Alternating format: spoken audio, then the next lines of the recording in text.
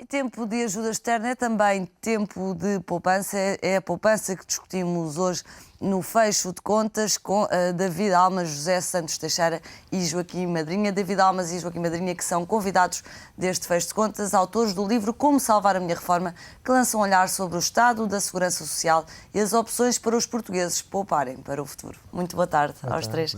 David, começava por ti. Esta crise vai levar os portugueses a repensar a forma como poupam?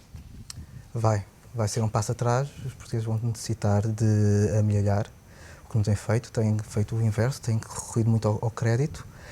Daqui para a frente, depois disto passar, espero que os portugueses comecem a pensar na reforma com outra forma de encarar, então, sobretudo pós-vida ativa. Joaquim, olhando para a proposta do vosso livro como uma proposta para se pensar a poupança daqui para a frente. O nosso livro, por mais que uma proposta, é uma tentativa de alertar as pessoas para um problema que vai surgir a médio prazo, concretamente a falência, entre aspas, ou pelo menos a insustentabilidade da segurança social, como nós a conhecemos. Basicamente, a segurança social assenta num sistema de redistribuição do dinheiro, ou seja, as contribuições dos trabalhadores atuais pagam as pensões dos pensionistas, dos idosos. E aquilo que vai acontecer devido a um problema demográfico é que... Não vai chegar. Exatamente. Ou seja, há cada vez mais idosos, há cada vez menos pessoas a trabalhar, menos jovens. A taxa de fertilidade, de fecundidade tem vindo a diminuir, ao contrário da taxa de mortalidade, que tem vindo também a diminuir, e isso implica que cada vez haja mais idosos. Ou seja, há menos gente a contribuir para o sistema, mais gente a ser retribuído por ele. E como é que nesse contexto se salva uma reforma ao título do vosso livro? Deixando de contar com o Estado, ou melhor, deixando de contar com o Estado paternalista, como até agora contávamos, ou seja, tomar a responsabilidade de assegurar a reforma pelas nossas próprias mãos, ou seja, poupando. No seguimento da conversa que o David estava a dizer, as pessoas vão ter que começar a poupar e não contar tanto com o Estado e não contar com a reforma da Segurança Social. E aplicando em quê essa poupança?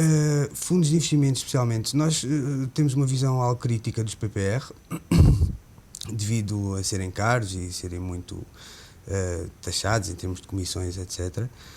E preferimos os fundos de investimento. São mais baratos, são completamente transparentes. E acho que pensamos que pelo estudo que fizemos, nós analisámos praticamente o mercado dos PPR na íntegra, mais de 600 PPRs, que analisámos e chegámos à conclusão que de facto eles são caros e são pouco rentáveis.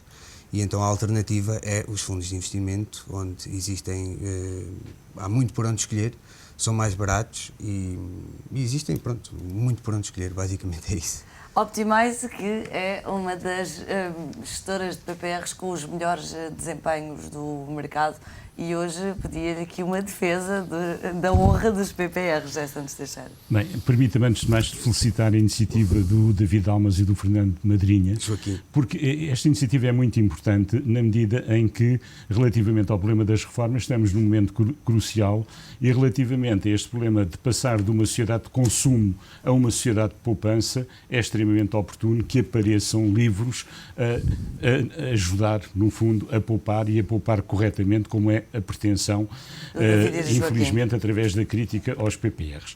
E, sinceramente, eu não percebo essa crítica, já há muito tempo que não percebo, por parte do David Alves, salvo eu, falei com ele a primeira vez sobre este assunto há quase 10 anos, por uma questão muito simples. Os PPRs são fundos.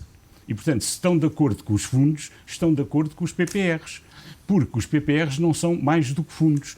Fundos que, como todos os fundos, em qualquer parte do mundo, podem ser bem geridos, mal geridos. Podem ser caros, podem ser baratos. Podem ter performances de acordo com o mercado, inferiores ao mercado e superiores ao mercado. E, portanto, o problema não é ser contra os PPRs, é ser contra os maus PPRs. E, infelizmente, e o tratamento em Portugal, fiscal dos PPRs, de facto, é pior do que para os fundos de investimento? Os PPRs, em todo o mundo, ou nomeadamente em Portugal, não são mais do que o envelope fiscal de um fundo ou de uma carteira de obrigações, no caso de ser um contrato de seguro de vida. São envelopes fiscais. Não com aquelas vantagens fiscais na subscrição, mas efetivamente durante toda a vida, e essa vida pode ser 40 anos, não pagar qualquer imposto sobre os rendimentos e mais-valias encaixados. E, portanto, certamente que fizeram no vosso livro, a que eu vou assistir à apresentação logo à tarde, e que aconselho a todas as pessoas para lerem, de que, efetivamente, façam as contas, receber exatamente o mesmo rendimento com fiscalidade e sem fiscalidade, e é evidente que ao fim de 20, 30 ou 40 anos chegam a conclusões completamente diferentes se tiver havido uma retenção na fonte de 20% ou se efetivamente não tiver havido qualquer retenção na fonte, como é o caso quer dos seguros de vida PPR, quer dos fundos PPR. E, portanto, não percebo sinceramente esse não gostar dos PPRs. O David Almas até escreveu. Quais são as diferenças? Há duas diferenças, pelo menos, que são notórias. A estrutura de comissionamento dos PPRs é de longe superior à dos fundos de investimento. Em alguns PPRs, eu peço desculpa, se não se importa, diga em alguns, por uma questão muito simples, é que eu segui exatamente o mercado já da primeira vez que me pus a gerir PPRs em Portugal e desta vez. Portanto, o que tem que distinguir é o trigo do joio. E distinguimos, e aqui dentro esse trabalho está feito. Gestoras. Quais são, Joaquim, as diferenças em termos de PPRs e fundos de investimento? Há PPRs que são tão aliciantes como os fundos ou não?